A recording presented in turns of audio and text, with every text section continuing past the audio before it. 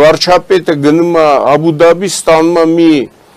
շքանշա մրցանակ, որը բացահայտ դավաճանության մրցանակ է։ Պատկերացնում եք, ես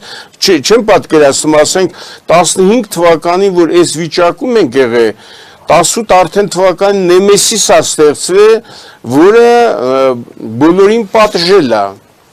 Եվ այդ բանը կար առաջի Ղարաբաղյան պատերազմի ժամանակ, դրա համար ասենք մի կարամ ասեմ Պոլյանիչկո եւ մնացած սրիկաներին դաժան պատիժ հասավ,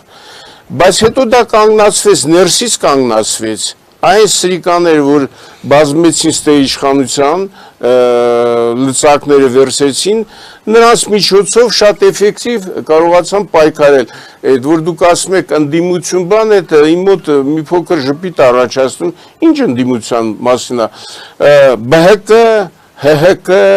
Մայր հայրենիք, չգիտեմ, Քոչարյանամերձ, բանը,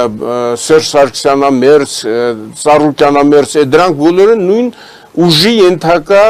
այսպես քաղաքական խմբավորումներ են եւ դրանք են բերել այսօրվա իշխանությունը